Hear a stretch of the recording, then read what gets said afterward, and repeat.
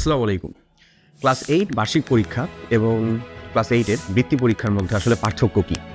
কীভাবে প্রিপারেশন নিব এবং প্রিপারেশন নেওয়ার ক্ষেত্রে আমাদের কোন স্ট্র্যাটেজিগুলো ফলো করতে হবে?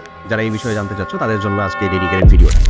ফার্স্ট অফ অল যদি আমি একটু মিলের কথা বলি তাহলে বলবো ক্লাস 8 যেটা তোমার বার্ষিক পরীক্ষা স্কুলে হবে এবং বোর্ড থেকে যে পরীক্ষা বৃত্তি হবে দুটোই কিন্তু কম্পিটিটিভ এক্সাম, কোনোটাই জাজমেন্টাল এক্সাম না। মানে বিষয়টা হচ্ছে দুইটাতেই তোমাকে অন্যের থেকে ভালো করতে হবে। ব্যাপারটা এমন, যেমন ধরো ক্লাস 9-এ তোমার অবভিয়াসলি 1 থেকে 10-এর মধ্যে যদি রুল আনতে চাও তাহলে অবশ্যই বাকি জনদের থেকে ভালো করতে হবে। ঠিক একই রকমভাবেই তোমার জেলা বা থানার ভিতরে যদি আসলে 50 জন বৃত্তি পায় তাহলে তোমাকে 1 থেকে 50-এর ভিতরে আসতে হবে, মানে দুইটা পরীক্ষা। এবার আসো অমিলগুলো যদি আমরা একটু দেখি।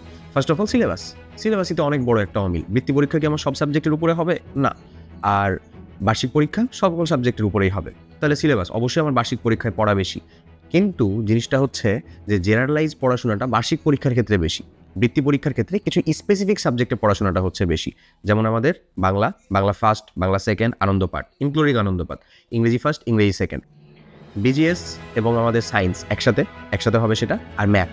এই টোটালটুকুর ভিতরে তোমাকে ডিপ ডাউন অ্যানালাইসিস করে পড়তে হবে এবং কিছুটা এসএসসি ধাঁচে চিন্তা করে পড়তে হবে। আমি তোমাকে বলছি না যে ভাইয়া এখানে আসলে যে মানে এসএসসি জিনিসপাতি আসবে কিনা, ওখানকার বড় বড় কনসেপ্ট আসবে কিনা, বাট তুমি এতটুকু মাথায় রাখতে পারো 15 থেকে 20% অবভিয়াসলি আসবে, কারণ এটা কম্পিটিটিভ এক্সাম। এখানে টার্গেটই থাকবে হচ্ছে তোমাদেরকে টোটালটা জাজ করা যে তোমার আসলে কতটুকু বেসিক কোনো একটা চ্যাপ্টারের, কোনো একটা সাবজেক্টের, কোনো একটা চ্যাপ্টারের, কোনো একটা টপিকের মধ্যে ক্লিয়ার আছে।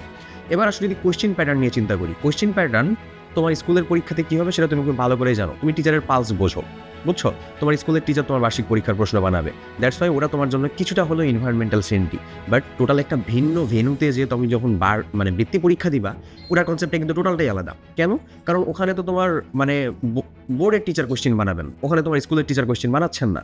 ঠিক আছে, হ্যাঁ ওনারা কোনো না কোনো স্কুলেরই টিচার। আবার আরেকটা জিনিস, নর্মালি বোর্ডের কোয়েশ্চেন যারা মেকার ওই কমিটির মানুষজন নবম দশম শ্রেণী স্ট্যান্ডার্ডের টার্গেটে থাকে সবসময়, যে নবম দশম শ্রেণীতে যেহেতু আমার এসএসসি পরীক্ষা হয় সেই টার্গেটে। সো তোমার বৃত্তি পরীক্ষার হিসাবটাও অনেকটা কোয়েশ্চেন প্যাটার্ন দেখবার নবম দশম শ্রেণী থেকে অনুপ্রাণিত হচ্ছে, ওদের যে পরীক্ষার প্যাটার্নটা মানে কোয়েশ্চেন প্যাটার্নটা সেখান থেকে অনুপ্রাণিত হচ্ছে, বাট সিলেবাসটা সম্পূর্ণ তোমার হচ্ছে ক্লাস 8-এর। এরকম একটা জিনিস আসবে। আরেকটা এক্সট্রা ইনফরমেশন দেই আমি, এক্সট্রা ইনফরমেশনটা হচ্ছে যে বৃত্তি পরীক্ষার ক্ষেত্রে বিশেষত যে পরীক্ষার কোয়েশ্চেন প্যাটার্নটা সম্পর্কে তোমরা জানো না, কোথাও থেকে কোনো কিছু পাবলিশও করা হয়নি, তাদের জন্য বলবো বৃত্তি পরীক্ষার কোয়েশ্চেন প্যাটার্নটা কিন্তু হওয়ার যথেষ্ট সম্ভাবনা রয়েছে বেশিরভাগটাই রিটেন বেসড, অর্থাৎ লিখিত অংশ।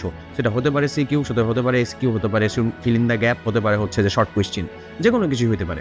কিন্তু এমসিকিউ থাকার পসিবিলিটিসটা অনেক কম। এটা কোনো ফিক্সড কোথাও থেকে আমরা শুনেছি জেনেছি বলে বলতেছি এরকম না। এটা হচ্ছে যে আগে জেএসসি পরীক্ষার আগে যখন মেনলি বৃত্তি পরীক্ষা হতো তখন যে কোয়েশ্চেন প্যাটার্নটা হইতো ওই সিস্টেমটাই যদি একটু ডেভেলপ করা হয় তাহলে সাধারণত এরকম হওয়ার পসিবিলিটিস আছে।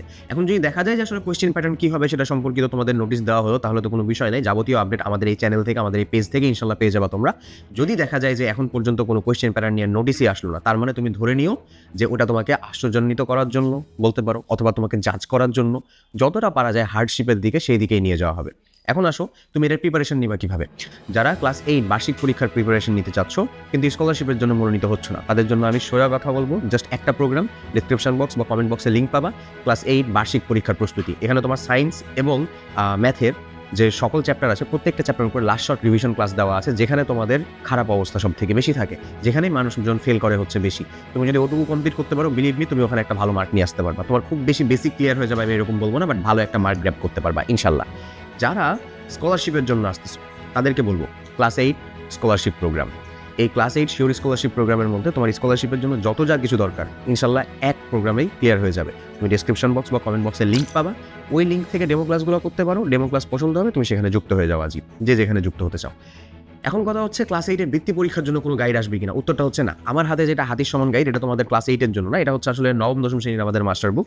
সো ক্লাস 8-এর জন্য আমাদের অল ইন ওয়ান মাস্টার বুক আছে, সেই বইটাই এনাফ পড়াশোনা করার জন্য। তুমি যদি আরও একটা সহযোগী বই হিসাবে কিছু চাও তাহলে আমি বলবো জেএসসি প্রিপারেশন বুক, যেটার একটা ইবুক ভার্সন আমাদের ক্লাস 8 শিওর স্কলারশিপ প্রোগ্রামে অলরেডি যুক্ত থাকবে, যেখানে সকল সাবজেক্টের টপিক ওয়াইজ সাজেশন তোমাকে সাজেশন দেওয়া আছে। তুমি সেখান থেকে তুমি তোমার প্রপার সাজেশন নিয়ে নিজেও পড়াশোনা করতে পারবা।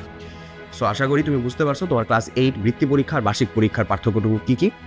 সবাই অনেক ভালো থাকো, দেখা হবে পরবর্তী কোনো একটা ভিডিওতে। আল্লাহ হাফেজ, আসসালামু আলাইকুম।